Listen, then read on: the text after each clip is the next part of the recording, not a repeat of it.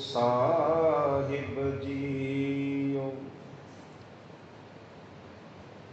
ना पेचीदा मुए नर जीदा तन, कि बेरू खुदा वर्द दुश्मन शिकन। ना दानम के ई मर्द पैमा शिकन, के दौलत परस्त अस्त ईमा फिगन। ना ईमा परस्ती ना औजाए दीन, ना शाहिब शनाशी ना मोहम्मद यकीन।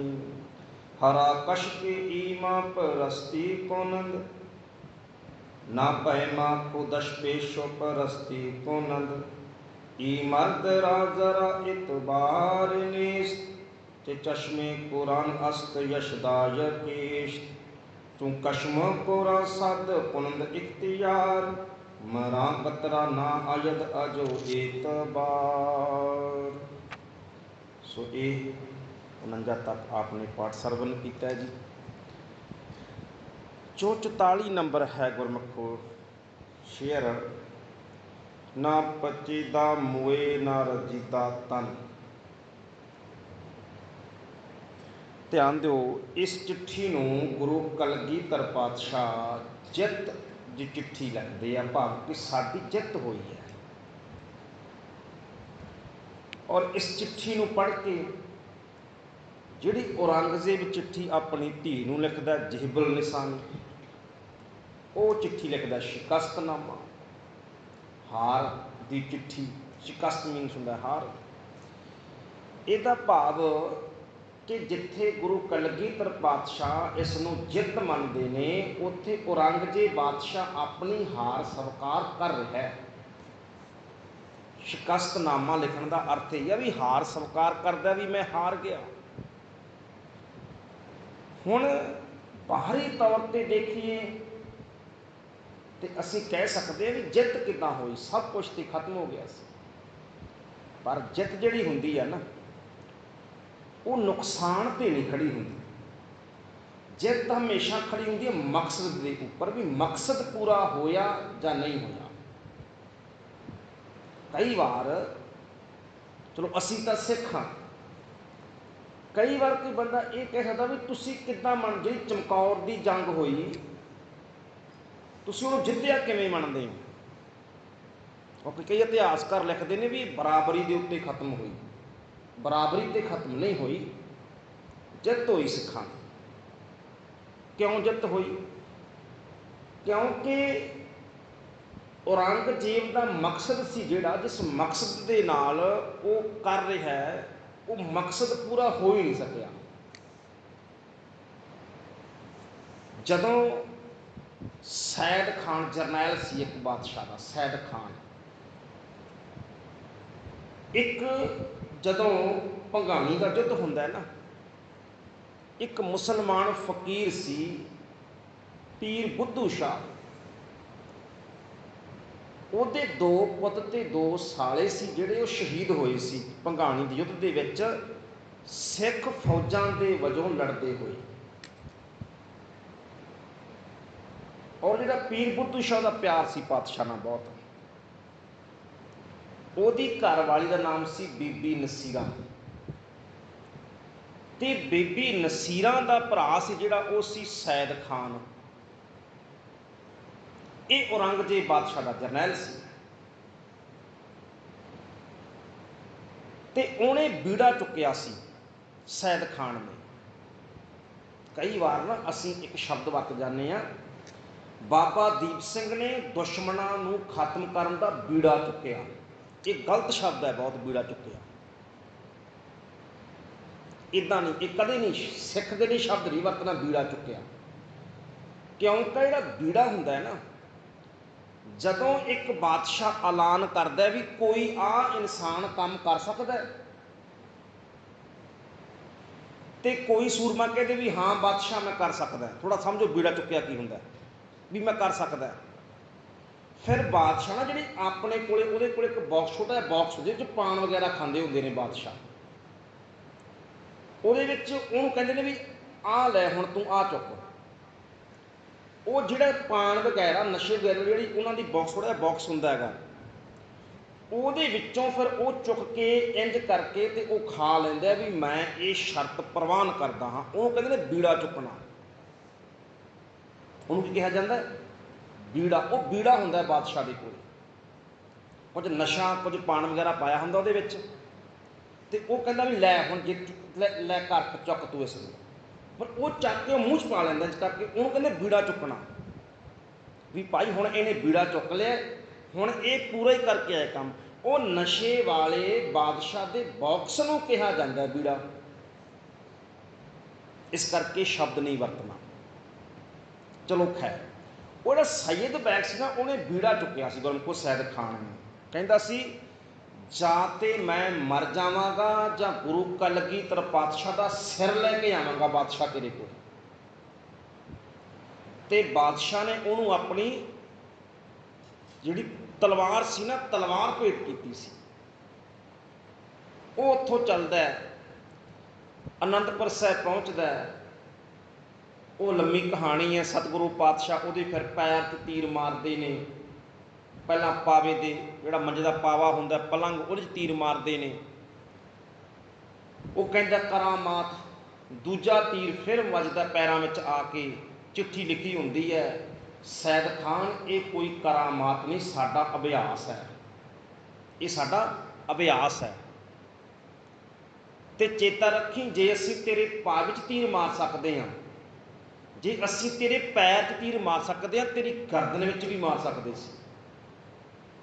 ਸਾਡਾ ਅਭਿਆਸ ਹੈ, ਤੇਰੀ ਗਰਦਨ ਵਿੱਚ ਵੀ ਅਸੀਂ ਨਹੀਂ ਚਾਹੁੰਦੇ। ਕਿਉਂ?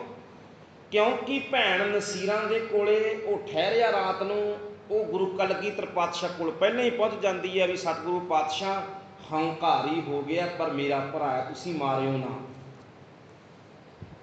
ਤੇ ਪਾਤਸ਼ਾਹ ਨੇ ਵਾਅਦਾ ਕਰ ਲਿਆ ਸੀ। ਤੋ ਇਸ ਕਰਕੇ ਪਾਤਸ਼ਾਹ ਕਹਿਣ ਲੱਗੇ ਸਾਡੇ ਤੇਰੇ ਵਿਚਕਾਰ ਬੀਬੀ ਨਸੀਰਾਂ ਤੇਰੀ ਭੈਣ ਦੇ ਬਚਨ ਹੈ ਸੈਦ ਖਾਨ।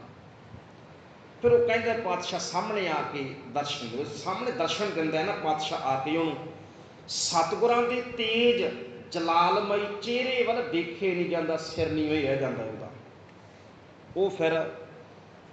ਉਹ ਫਿਰ ਵਾਪਸ ਔਰੰਗਜ਼ੇਬ ਦੇ ਕੋਲੇ ਗਿਆ ਵੀ ਨਹੀਂ ਸੀ।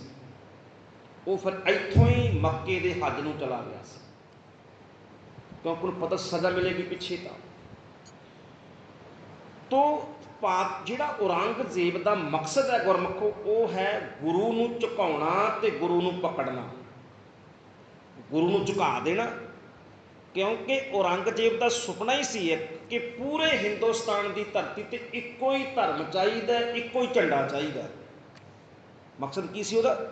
ਇੱਕੋ ਹੀ ਧਰਮ ਤੇ ਇੱਕੋ ਹੀ ਝੰਡਾ। ਜਿਵੇਂ ਅੱਜ ਵਾਲੀਆਂ ਸਰਕਾਰਾਂ ਵੀ ਕਰਦੀਆਂ ਵੀ ਇੱਕੋ ਹੀ ਧਰਮ ਚਾਹੀਦਾ ਜੀ, ਰਾਸ਼ਟਰ ਇੱਕੋ ਹੀ। ਇੱਦਾਂ ਨਹੀਂ ਹੁੰਦਾ, ਇਹ ਨਾ ਹੋ ਸਕਿਆ, ਨਾ ਕਦੇ ਹਿੰਦੁਸਤਾਨ ਤੱਕ ਤੇ ਹੋਣਾ, ਇਹ ਹੋਣਾ ਹੀ ਨਹੀਂ ਹੈ।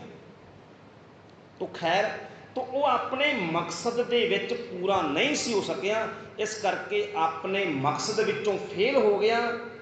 ਇਸ ਕਰਕੇ ਉਹਦੀ ਹਾਰ ਮੰਨੀ ਜਾਂਦੀ ਹੈ। ਉਹਦਾ ਨਾ ਗੁਰੂ ਨੂੰ ਫੜ ਸਕਿਆ, ਨਾ ਗੁਰੂ ਨੂੰ ਝੁਕਾ ਸਕਿਆ। ਦੋਨੇ ਕੰਮ ਉਹਦੇ ਪੂਰੇ ਨਹੀਂ ਸੀ ਹੋਏ, ਕਿਉਂਕਿ ਔਰੰਗਜ਼ੇਬ ਇਹ ਸਮਝਦਾ ਸੀ ਵੀ ਜੇਕਰ ਮੈਂ ਪੂਰੇ ਹਿੰਦੁਸਤਾਨ ਨੂੰ ਮੁਸਲਮਾਨ ਬਣਾਉਣਾ ਤੇ ਉਹਦੇ ਵਿੱਚ ਸਭ ਤੋਂ ਜਿਹੜਾ ਵੱਡਾ ਅੜਿੱਕਾ ਹੈ ਨਾ, ਉਹ ਗੁਰੂ ਨਾਨਕ ਦਾ ਘਰ ਹੈ। ਜੜ ਤੱਕ ਗੁਰੂ ਨਾਨਕ ਦੇ ਘਰ ਵਿੱਚੋਂ ਸੱਚ ਦੀ ਆਵਾਜ਼ ਆਉਂਦੀ ਰਹੇਗੀ ਔਰ ਗੁਰੂ ਨਾਨਕ ਦਾ ਘਰ ਸੱਚ ਦੇ ਰਾਹ ਦੇ ਉੱਤੇ ਖੜੋਤਾ ਰਹੇਗਾ, ਉਦੋਂ ਤੱਕ ਮੈਂ ਪੂਰੇ ਹਿੰਦੁਸਤਾਨ ਨੂੰ ਮੁਸਲਮਾਨ ਨਹੀਂ ਬਣਾ ਸਕਦਾ। ਔਰ ਅੱਜ ਵੀ ਇਹੀ ਹੈ, ਜੇ ਕੋਈ ਇਹ ਬੰਦਾ ਕਹਿੰਦਾ ਅਸੀਂ ਸਾਰਿਆਂ ਨੂੰ ਹਿੰਦੂ ਬਣਾ ਦੇਣਾ, ਅਸੀਂ ਇੱਕੋ ਹੀ ਧਰਮ ਹੋਣਾ ਚਾਹੀਦਾ, ਸਭ ਤੋਂ ਵੱਡਾ ਖਤਰਾ ਅੱਜ ਵੀ ਸਿੱਖੀ ਹੈ। ਤੋ ਖੈਰ, ਇਹ ਇਸ ਕਰਕੇ ਮਕਸਦ ਨਹੀਂ ਸੀ ਪੂਰਾ ਹੋ ਸਕਿਆ। ਤੋ ਧੰਨ ਗੁਰੂ ਕਲਗੀਧਰ ਪਾਤਸ਼ਾਹ ਇੱਥੇ ਕੀ ਬਚਨ ਕਰਦੇ ਨੇ? ਨਾ ਪਚੀਦਾ ਮੂਏ ਨਾ ਰਜੀਦਾ ਤਨ ਕੇ ਬੇਰੂ ਖੁਦਾ ਵਰਦ ਦੁਸ਼ਮਨ ਸਿਕਨ। ਤੋ ਪਾਤਸ਼ਾਹ ਕਹਿੰਦੇ ਨੇ ਨਾ ਪਸੀਦਾ ਮੂਏ। ਪਚੀਦਾ ਦਾ ਅਰਥ ਹੁੰਦਾ ਵਿੰਗਾ, ਪਚੀਦਾ ਵਿੰਗਾ। ਮੂਏ ਦਾ ਅਰਥ ਹੁੰਦਾ ਹੈ ਵਾਲ, ਜਿਹੜਾ ਸਾਡੇ ਸਿਰ ਦਾ ਵਾਲ ਆ ਨਾ, ਇਹਨੂੰ ਮੂਏ ਕਿਹਾ ਜਾਂਦਾ। ਸ਼ਾਇਦ ਤੁਹਾਨੂੰ ਗਿਆਤ ਹੋਵੇ ਇੱਕ ਥਾਂ ਦੇ ਉੱਤੇ ਮੁਸਲਮਾਨ ਹਜ਼ਰਤ ਮੁਹੰਮਦ ਸਾਹਿਬ ਦਾ ਇੱਕ ਵਾਲ ਸਾਂਭੀ ਬੈਠੇ ਆ, ਉਹਨੂੰ ਮੂਏ ਮੁਬਾਰਕ ਕਿਹਾ ਜਾਂਦਾ, ਨਾ ਕਿ ਉਹਦਾ ਮੂਏ ਮੁਬਾਰਕ। ਤੋਂ ਮੁਬਾਰਕ ਦਾ ਕੀ ਅਰਥ ਹੈ? ਵਾਲ। ਮੂਏ ਦਾ ਅਰਥ ਹੈ ਵਾਲ, ਮੁਬਾਰਕ ਦਾ ਅਰਥ ਹੈ ਪਵਿੱਤਰ, ਪਵਿੱਤਰ ਵਾਲ। ਮੂਏ ਤੋਂ ਮੂਏ ਦਾ ਅਰਥ ਹੁੰਦਾ ਜੀ ਵਾਲ। ਨਾ ਪਚੀਦਾ ਮੂਏ, ਪਾਤਸ਼ਾਹ ਕਹਿੰਦੇ ਔਰੰਗਜ਼ੇਬ ਤੇਰੀਆਂ ਫੌਜਾਂ ਚੜ੍ਹ ਕੇ ਆਈਆਂ, ਅਣਗਿਣਤ ਚੜ੍ਹ ਕੇ ਆਈਆਂ ਫੌਜਾਂ, ਵੱਡੇ ਵੱਡੇ ਜਰਨੈਲ ਆਏ, ਪਰ ਮੇਰਾ ਤੇ ਵਾਲ ਵੀ ਵਿੰਗਾ ਨਹੀਂ ਹੋਇਆ। ਮੇਰਾ ਤੇ ਨਾ ਪਸੀਦਾ ਮੋਏ, ਮੇਰਾ ਤੇ ਇੰਨੇ ਰਲ ਕੇ ਇੱਕ ਵਾਲ ਵੀ ਵਿੰਗਾ ਨਹੀਂ ਕਰ ਸਕੇ। ਨਾ ਰਜ਼ੀਦਾ ਤਨ, ਤੇ ਨਾ ਮੇਰੇ ਤਨ ਨੂੰ ਦੁਖੀ ਕਰ ਸਕੇ, ਭਾਵ ਕਿ ਮੇਰਾ ਤਾਂ ਕੁਛ ਵਿਗਾੜ ਹੀ ਨਹੀਂ ਸਕੇ। ਨਾ ਪਸੀਦਾ ਮੋਏ ਨਾ ਰਜ਼ੀਦਾ ਤਨ, ਨਾ ਉਹ ਮੈਨੂੰ ਦੁਖੀ ਕਰ ਸਕੇ, ਉਹਨਾਂ ਦੁਖੀ ਕੀਤਾ, ਨਾ ਮੇਰਾ ਵਾਲ ਵਿੰਗਾ ਹੋਇਆ। ਕਿ ਬੇਰੂ ਖੁਦਾ ਵਰਦ ਦੁਸ਼ਮਨ ਸੀਕਨ, ਕਹਿਣ ਲੱਗੇ ਔਰੰਗਜ਼ੇਬ ਖੁਦਾ ਵਰਦ, ਖੁਦ ਆ ਵਰਦ, ਇਹ ਦੋ ਸ਼ਬਦ ਨੇ, ਖੁਦ ਆ ਵਰਦ, ਖੁਦਾ ਵਰਦ। ਤੋਂ ਪਾਤਸ਼ਾਹ ਕਹਿੰਦੇ ਨੇ ਖੁਦਾ ਵਰਦ ਹੁੰਦਾ ਲਿਆਇਆ, ਜਿਹੜਾ ਉਹ ਖੁਦਾ ਹੈ ਨਾ, ਉਹ ਖੁਦਾ ਖੁਦ ਪਰਮਾਤਮਾ ਮੈਨੂੰ ਆਪ ਬਾਹਰ ਕੱਢ ਕੇ ਲਿਆਇਆ ਇਹਦੇ ਵਿੱਚੋਂ। ਅਰਥ ਕੀ ਬਣਿਆ?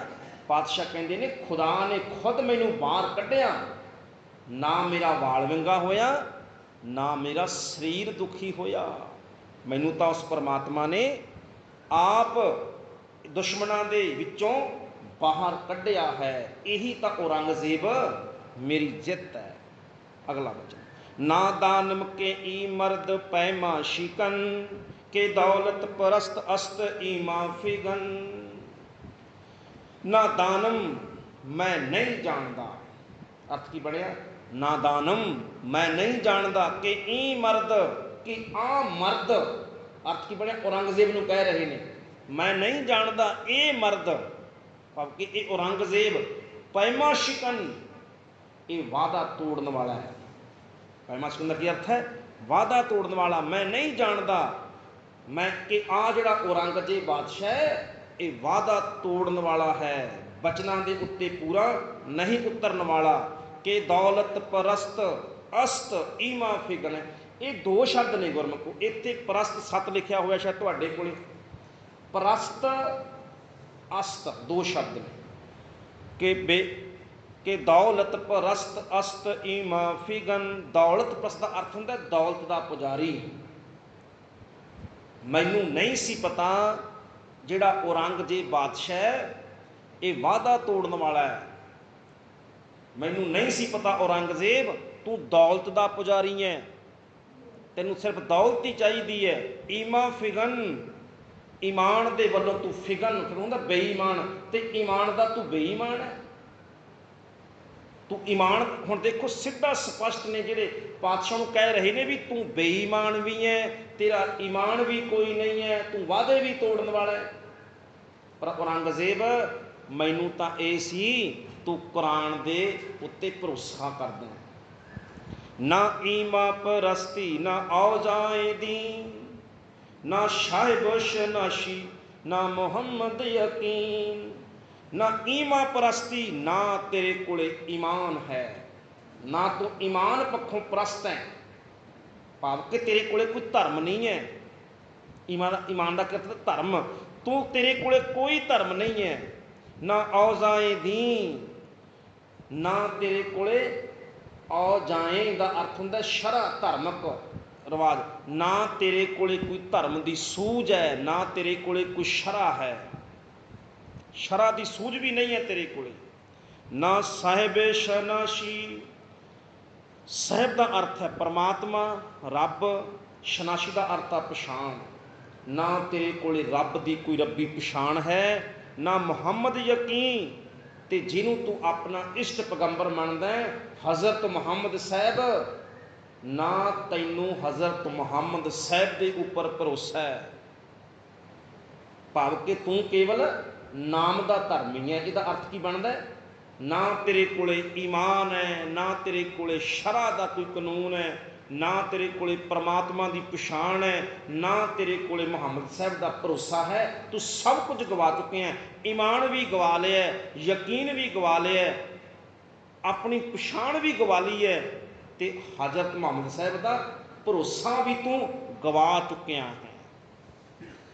क्योंकि औरंगजेब मरदा है ना, मरदा है जदों उन्हें सारिਆਂ ਨੂੰ बचन कहा सी भी मैं इन्ना ਕੁ ਵੱਡਾ पापी है, ना तो मैनू बहिश्त विच थां मिलनी है। तुसीं ना कदे शीशगंज साहब तो आपां सारे गए हैं, बिल्कुल शीशगंज साहब एंटर करदे इंज करके इधरले पासे एक छोटी जी ना उच्ची जी थां ते मसीत बनी हुई है। कदे तुसीं ध्यान नाल देखो जी, क्योंकि वो बंद जी पई है सुनसरां जी, ध्यान नहीं आंदा बहुत, बिल्कुल छोटी जी है। जो आप शीशगंज साहब इंटर प्रवेश करते हैं तो इधरले पासे उच्ची थां ते एक बनी हुई है, उन्होंने औरंगजेब की मसीत कहा जाता है, क्योंकि उत्थे कोतवाली बनी हुई सी, जितों शीशगंज गुरुद्वारा उत्थे कोतवाली बनी हुई सी पहला, उहदे नाल सी वो मसीत। तुसीं देखो भी कबूतर बोलते हैं, बंद है वो, कह लो भी घाह फूस है, कला छोटी जी है, कुछ नहीं उहदे विच। जिथे देखो दूजे पासे धन गुरु तेग बहादुर के झंडे झूलते हैं। फर्क है ना बहुत। जो वो मरदा ना कहता भी मैं इन्ना क पापी हाँ, मैं इन्ना क मैं गुनाह किए ने भी, ये तो मैनू पता है भी मैनू बहिश्त विच थां नहीं मिलनी, पर कहता मैं इन्ना क वड्डा गुनाहगार हाँ, मेरी कबर नूं छावें ना बनाओ। मैं हकदार ही नहीं हाँ कि मैनू छां भी मिल जे, मैनू मरन तो बाद भी छां मिल जे, मैं हकदार ही नहीं इस गल का।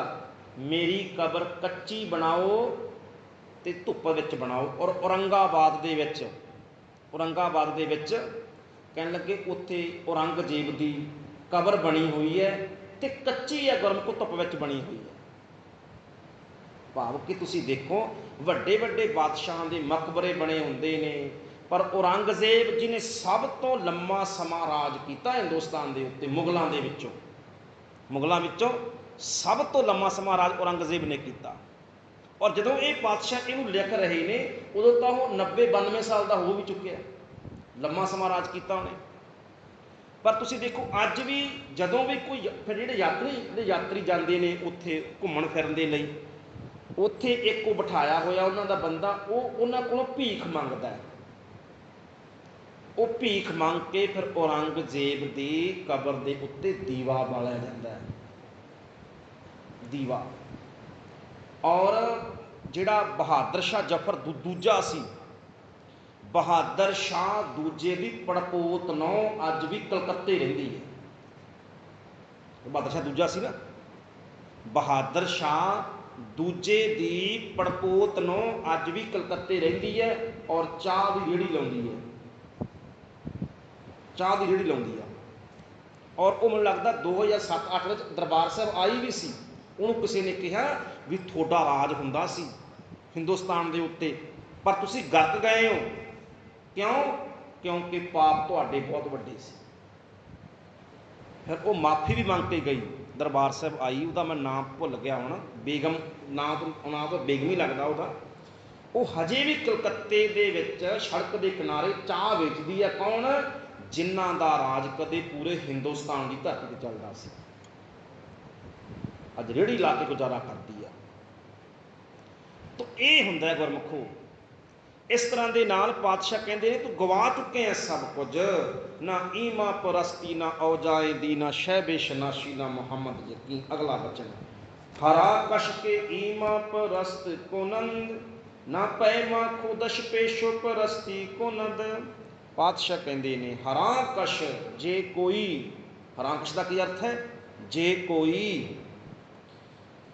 हरा कश के ईमा परस्ती को नंद, जे कोई ईमान दे उत्ते चलन वाला हुंदा, ईमा परस्ती ईमान उत्ते चलन वाला, ईमान परस्त हुंदा, सच्चा धर्मी हुंदा, ना पैमा खुदश कीता वादा, पैमा खुदश पेशो पस्ती कुनद, ਦਾ ਪੈਮਾ ਖੁਦ ਦਾ ਕੀ ਅਰਥ ਬਣਦਾ? ਕੀਤਾ ਹੋਇਆ ਵਾਅਦਾ। ਪੇਸ਼ੋ ਪਸਤੀ ਦਾ ਅਰਥ ਹੈ ਅੱਗੇ ਪਿੱਛੇ। ਪੇਸ਼ੋ ਦਾ ਅਰਥ ਹੈ ਅੱਗੇ, ਪਸਤੀ ਦਾ ਅਰਥ ਹੈ ਪਿੱਛੇ। ਅੱਗੇ ਪਿੱਛੇ ਭਾਵ ਅਰਥ ਕੀ ਬਣਿਆ? ਔਰੰਗਜ਼ੇਬ ਜੇ ਕੋਈ ਸੱਚਮੁੱਚ ਸੱਚਾ ਧਰਮੀ ਹੁੰਦਾ, ਉਹ ਕਦੇ ਵੀ ਆਪਣੇ ਵਾਅਦੇ ਤੋਂ ਅੱਗੇ ਪਿੱਛੇ ਨਾ ਹੁੰਦਾ, ਆਪਣੇ ਵਾਅਦੇ ਨੂੰ ਨਿਭਾਉਂਦਾ। ਤੂੰ ਝੂਠਾ ਹੈ। ਅਰਥ ਕੀ ਬਣਿਆ ਇਹਦਾ? ਔਰੰਗਜ਼ੇਬ ਤੂੰ ਝੂਠਾ ਹੈ, ਤਾਂ ਹੀ ਤਾਂ ਤੂੰ ਆਪਣੇ ਵਾਅਦੇ ਤੋਂ ਮੁੱਕਰ ਗਿਆ, ਖਿਸਕ ਗਿਆ। ਜਿਹਨੂੰ ਪਾਤਸ਼ਾਹ ਕਹਿੰਦੇ ਨੇ ਬਚਨ ਕਰ ਖਿਸਕ ਜਾਏ, ਬੋਲੇ ਸਭ ਕੱਚਾ। ਤੂੰ ਪਾਤਸ਼ਾਹ ਕਹਿੰਦੇ ਨੇ ਤੂੰ ਔਰੰਗਜ਼ੇਬ ਭੱਜ ਗਿਆ ਹੈ ਆਪਣੇ ਬਚਨਾਂ ਤੋਂ। ਈ ਮਰਦਰਾ ਜ਼ਰਾ ਇਤਬਾਰ ਨੇਸ ਤੇ ਚਸ਼ਮੇ ਕੁਰਾਨ ਅਸਤ ਯਸਦਾ ਯਕੇਸ। ਪਾਤਸ਼ਾਹ ਕਹਿੰਦੇ ਨੇ ਇਸ ਮਰਦ ਉੱਤੇ ਮੈਨੂੰ ਬਿਲਕੁਲ ਵੀ ਭਰੋਸਾ ਨਹੀਂ ਹੈ। ਈ ਮਰਦ, ਇਸ ਮਰਦ ਉੱਤੇ, ਔਰੰਗਜ਼ੇਬ ਨੂੰ ਕਹਿ ਰਹੇ ਨੇ ਈ ਮਰਦ, ਇਸ ਮਰਦ ਉੱਤੇ ਜ਼ਰਾ, ਬਿਲਕੁਲ ਜ਼ਰਾ ਮਾਤਰ ਵੀ ਇਤਬਾਰ ਨੇਸਤ, ਨਹੀਂ ਹੈ ਇਤਬਾਰ। ਅਰਥ ਕੀ ਬਣਿਆ? ਔਰੰਗਜ਼ੇਬ ਮੈਨੂੰ ਤੇਰੇ ਵਰਗੇ ਬੰਦੇ ਉੱਤੇ ਹੁਣ ਬਿਲਕੁਲ ਵੀ ਭਰੋਸਾ ਨਹੀਂ ਰਿਹਾ। ਜੇ ਚਸ਼ਮੇ ਕੁਰਾਨ ਅਸਤ ਯਸ਼ਦਾ ਯੁਕੇਸ਼। ਪਾਤਸ਼ਾਹ ਕਹਿੰਦੇ ਨੇ ਕਿਉਂ? ਕਿਉਂਕਿ ਕੁਰਾਨ ਦੀ ਕਸਮ ਕੀ ਹੈ, ਅੱਲਾਹ ਦੀ ਜਾਤ ਕੀ ਹੈ। ਯਸਦਾ ਯਕੇਸ਼ ਦਾ ਅਰਥ ਹੈ ਖੁਦਾ ਦੀ ਜਾਤ। ਨਾ ਤੈਨੂੰ ਖੁਦਾ ਦੀ ਯਾਦ ਪਤਾ ਹੈ, ਖੁਦਾ ਦੀ ਪਛਾਣ ਕੀ ਹੈ, ਉਹਦਾ ਸੁਭਾਅ ਕੀ ਹੈ, ਨਾ ਤੈਨੂੰ ਇਹ ਪਤਾ ਕੁਰਾਨ ਦੀ ਕਸਮ ਕਿਵੇਂ ਨਿਭਾਈ ਦੀ ਹੈ। ਚੋਂ ਕਸ਼ਮ ਕੁਰਾ ਸਦ ਕੁੰਦ ਇਖਤਿਆਰ, ਮਰਾ ਕੁਤਰਾ ਨ ਆਇਦ ਅਜ਼ੋ ਏਤਬਾਰ। ਚੋਂ ਕਸ਼ਮ, ਕਸਮ ਦੀ ਸਹੁੰ, ਕੁਰਾਨ ਦੀ ਸਹੁੰ। ਸਦ ਪੈਂਦੇ ਸੈਂਕੜੇ, ਸਦ ਦਾ ਕੀ ਅਰਥ ਹੈ? ਸੈਂਕੜੇ। ਚੋਂ ਕਸ਼ਮ ਕੁਰਾਨ, ਸੈਂਕੜੇ, ਕੁਨੰਦ ਇਖਤਿਆਰ।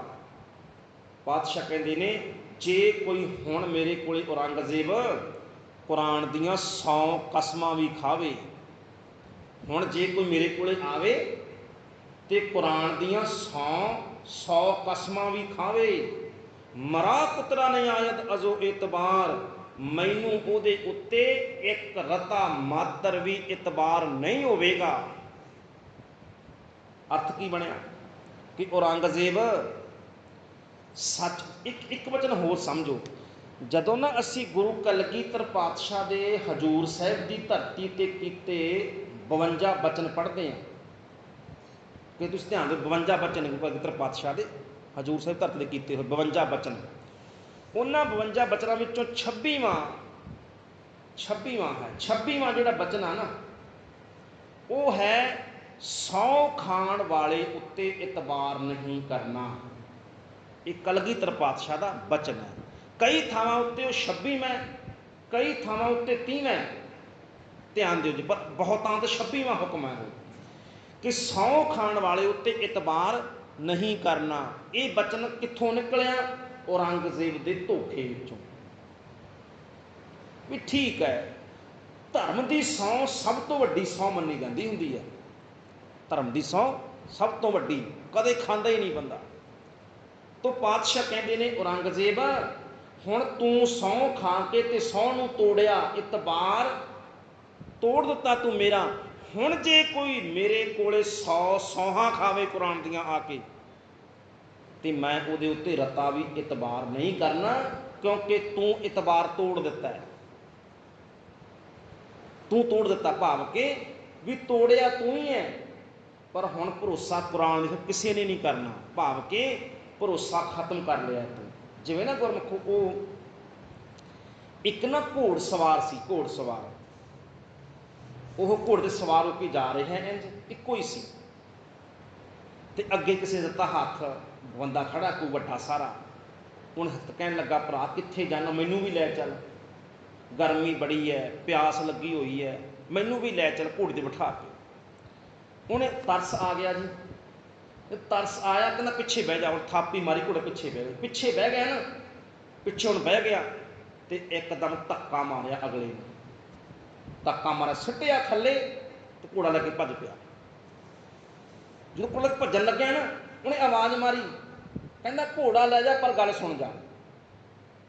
ਉਹਨੇ ਆਵਾਜ਼ ਮਾਰੀ, ਕਹਿੰਦਾ ਘੋੜਾ ਲੈ ਜਾ ਪਰ ਗੱਲ ਸੁਣ ਜਾ। ਉਹਨੇ ਖੜਾ ਕਰ ਲਿਆ। ਕਹਿੰਦਾ ਲਿਜਾਣਾ ਤਾਂ ਲੈ ਜਾ ਪਰ ਮੇਰੀ ਗੱਲ ਸੁਣ ਜਾ। ਕਹਿੰਦਾ ਦੱਸ ਕੀ? ਕਹਿੰਦਾ ਨਾ ਦੱਸੀ ਨਾ ਕਿਸੇ ਨੂੰ ਖੋਹ ਕੇ ਲਿਆਇਆ, ਕਿਸੇ ਨੂੰ ਦੱਸੀ ਨਾ ਮੈਂ ਕਿਵੇਂ ਖੋਹ ਕੇ ਲਿਆਇਆ।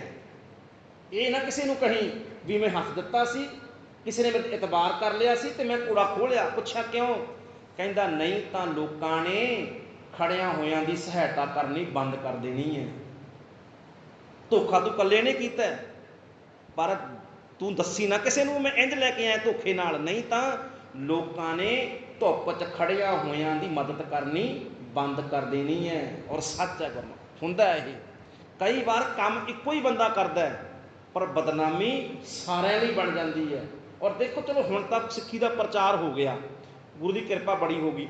ਪਹਿਲਾਂ ਤੇ ਸਾਡੇ ਬਜ਼ੁਰਗ ਕਹਿੰਦੇ ਰਹੇ ਆ ਇਹ ਵੀ ਦੇਖੋ ਜੀ ਮੁਸਲਮਾਨਾਂ ਤੇ ਭਰੋਸਾ ਨਹੀਂ ਕਰਨਾ ਚਾਹੀਦਾ। ਇਹ ਸਾਡੇ ਕੋਲ ਕਹਿੰਦੇ ਹੁੰਦੇ ਸੀ ਪਹਿਲਾਂ ਵਾਲੇ।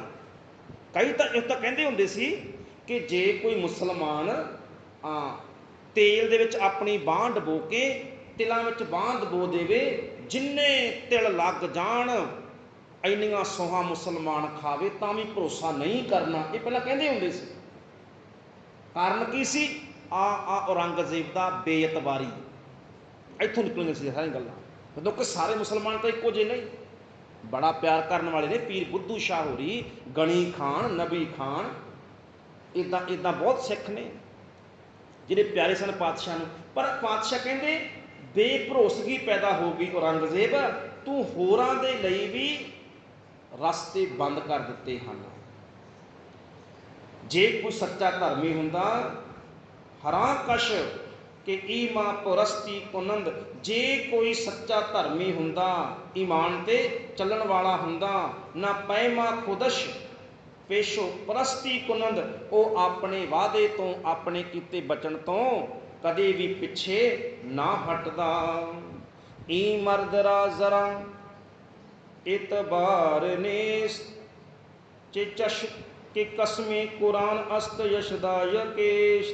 ਪਾਤਸ਼ਾਹ ਕਹਿੰਦੇ ਨੇ ਇਸ ਮਰਦ ਉੱਤੇ ਮੈਨੂੰ ਬਿਲਕੁਲ ਵੀ ਭਰੋਸਾ ਨਹੀਂ ਹੈ ਜਿਸ ਨੇ ਕੁਰਾਨ ਦੀਆਂ ਸੌਹਾਂ ਖਾਧੀਆਂ, ਪਰ ਕਹਿਣ ਲੱਗੇ ਨਾ ਤੈਨੂੰ ਕੁਰਾਨ ਦੀ ਕਸਮ ਦਾ ਪਤਾ ਹੈ, ਨਾ ਤੈਨੂੰ ਯਸ਼ਦਾ ਯਕੇਸ਼ਤ, ਨਾ ਤੈਨੂੰ ਅੱਲਾ ਦੀ ਜਾਤ ਦਾ ਪਤਾ ਹੈ।